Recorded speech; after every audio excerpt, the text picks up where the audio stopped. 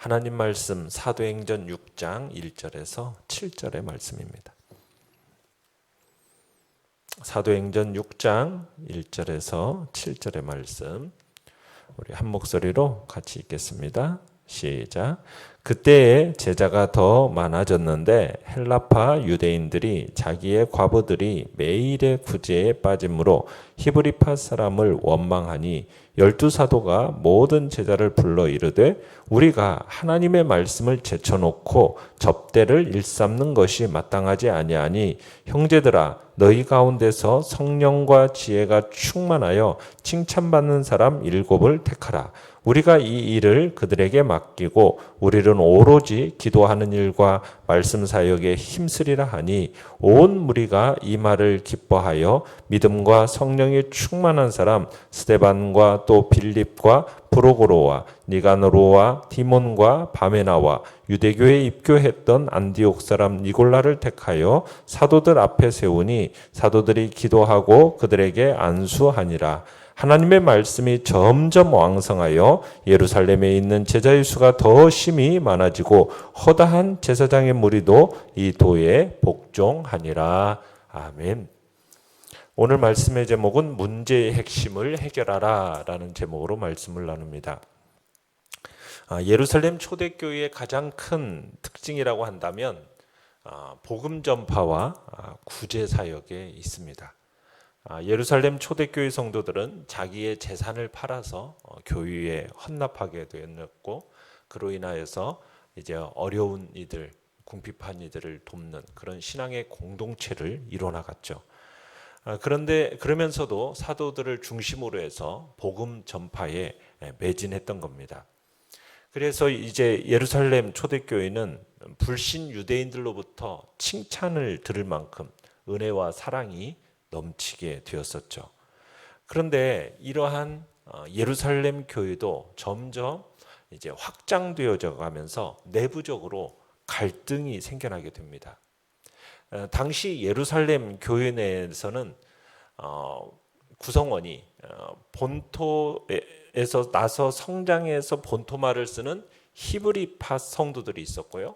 그리고 외국에서 태어나서 성장해서 귀국해가지고 복음을 믿고 또 교회 공동체에 가입한 헬라파 유대인 성도들이 공존하고 있었습니다. 자, 내용 관찰 문제 1번. 헬라파 유대인들의 원망은 무엇이며 그것의 해결 방법은 무엇입니까? 자, 문제는 히브리파 유대인 성도들이 이 헬라파 유대인 성도들을 배타적으로 대했다는데 문제가 있습니다. 그래서 이 구제 사역이 이 본토 출신의 성도 중심으로 이루어지다 보니까 헬라파 유대인 출신의 과부들이 구제에서 자주 제외된 겁니다. 매일의 구제에서 빠졌다라고 되어 있는데 이 매일의 구제라는 표현은 매일 나누어 주던 음식을 이야기합니다. 그러니까 돈이 아니라 음식이었음을 보여주는 거죠. 돈이라면은 뭐 일주일에 한 번씩 나누어 줄 수도 있었겠지만 이 음식이라는 것은 불폐할 수가 있기 때문에 매일 나누어 줘야 했던 겁니다. 그래서 매일의 구제 이렇게 되어 있는 거죠. 그래서 이제 헬라파 유대인들이 히브리파 유대인들을 향해서 원망과 불평을 하게 된 거예요.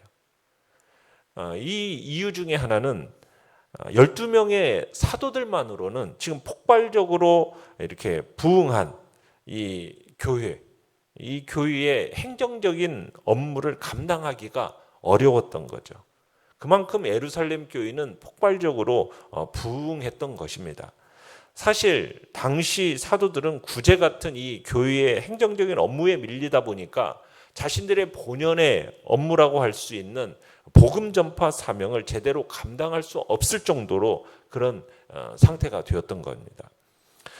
사도들은 구제에서 제외된 이 과부들의 문제에 대한 책임을 스스로 지고서는 그것을 해결하기 위해서 2절에 보니까 모든 제자들을 불러 모읍니다. 12사도는 자신들이 보는 시각으로 이 문제를 설명을 해요. 하나님의 말씀을 선포하고 가르치는 사명과 그리고 음식을 분배하는 이 책임 사이에 충돌이 있다라고 본 겁니다. 이 두 사역은 모두 공적인 사역이고 중요한 사역이에요.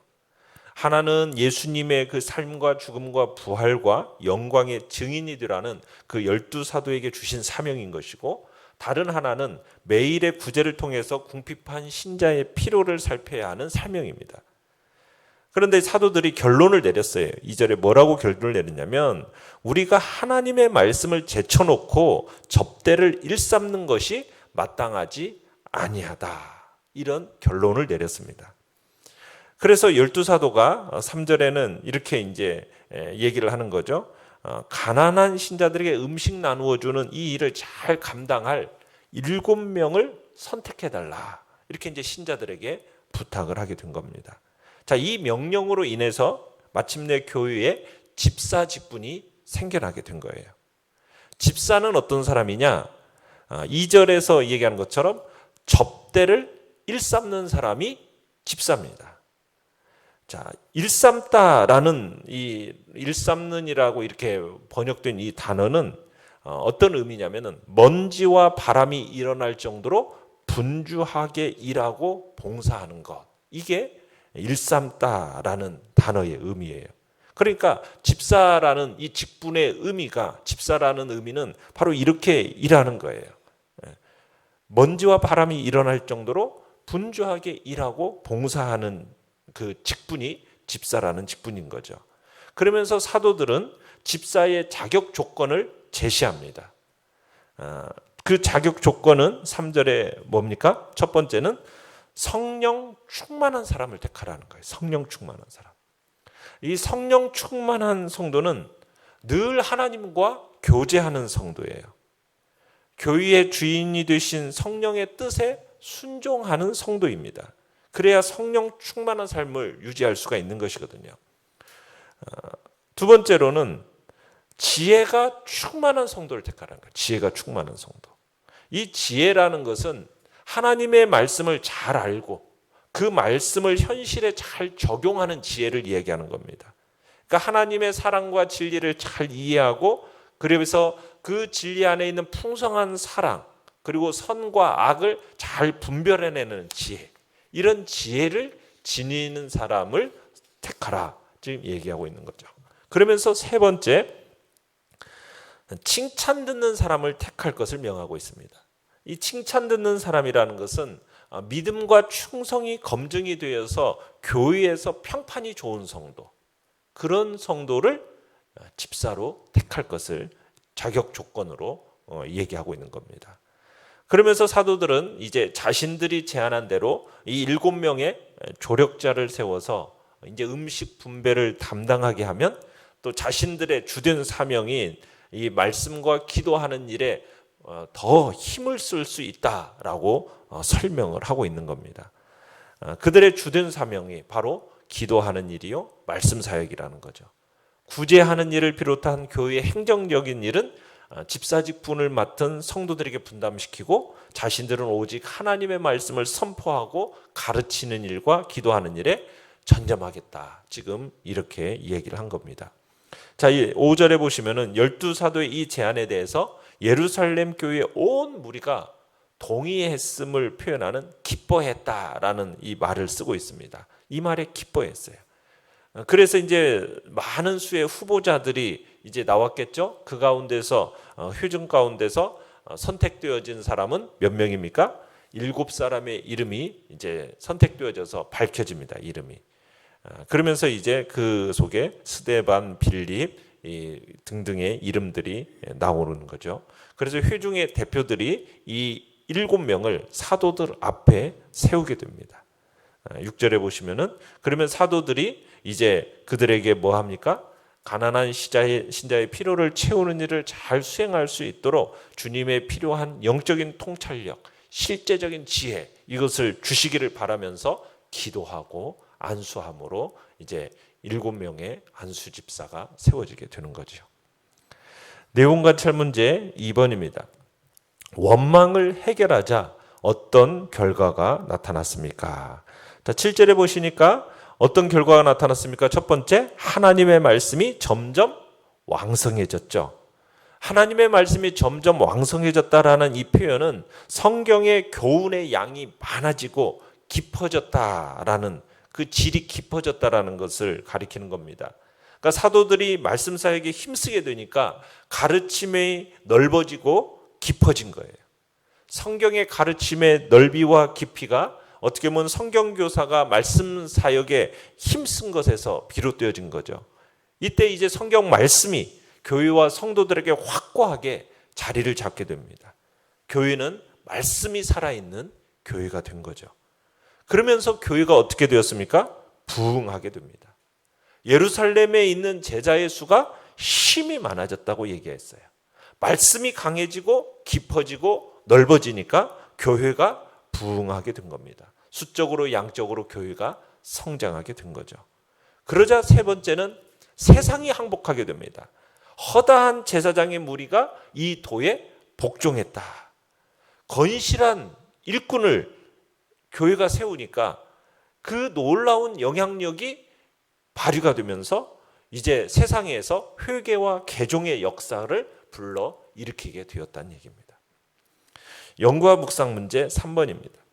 사도들이 당면한 문제 자체를 해결하지 않고 7집사를 세우는 것으로 대안을 삼은 이유는 무엇입니까? 지금 사도들은 구제에서 소외당하는 사람이 누군가, 그들이 있다 하는 어떤 그런 문제에 딱 집중하기보다는 이 문제가 왜 발생했는가, 이것을 파악한 거예요. 하나님의 말씀을 선포하는 일, 가르치는 사명, 이것과 음식을 분배하는 이 책임사에 충돌이 있다, 이것을 발견하게 된 겁니다. 그래서 지금까지 자신들이 해온 일들을 이제 다른 사람에게 기꺼이 나누는 모습을 보게 돼요. 그러니까 교회라는 것이 무엇인지를 사도들은 이해한 겁니다. 교회는 그리스도의 지체입니다. 그리스도를 머리로 하여서 성도들은 이제 자기의 은사를 따라서 그리스도의 몸 노릇을 해야 되는 것이에요. 몸에는 눈과 입의 역할을 하는 목회자들이 있고 또 손과 발의 역할을 하는 집사 직분자들이 있다라는 거예요.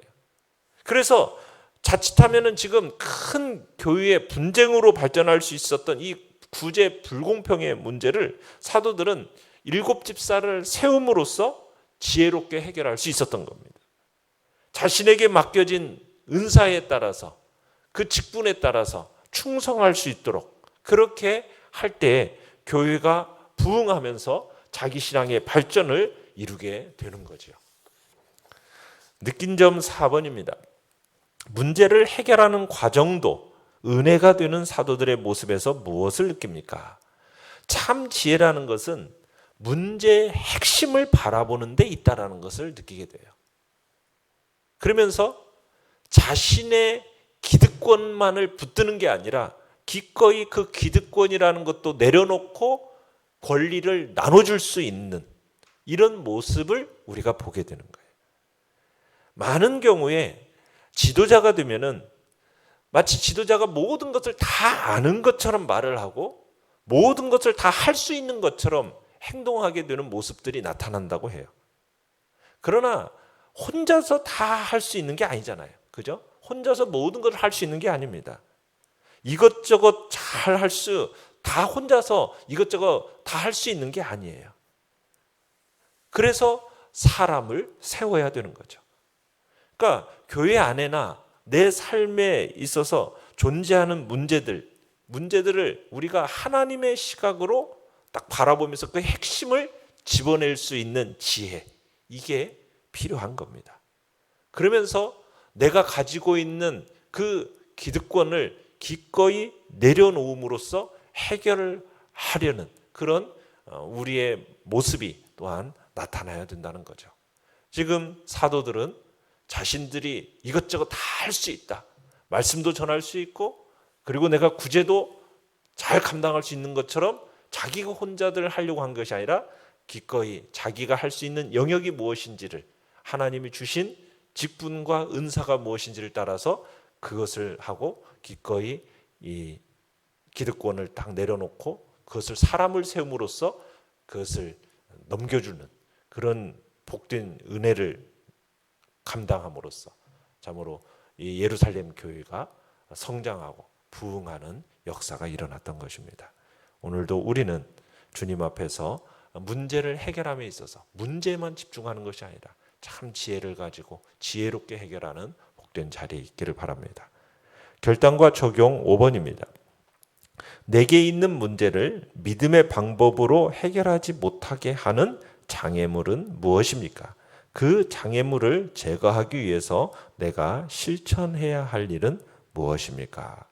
주님 앞에서 기도하시면서 믿음으로 해결해야 할 장애물들 주님 앞에서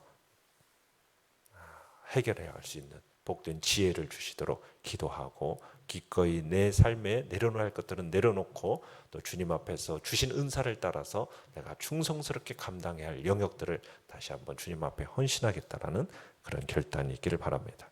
오늘의 기도 같이 읽겠습니다. 시작. 문제의 핵심을 알고 해결할 때 더 큰 은혜를 체험하도록 역사하소서. 아멘.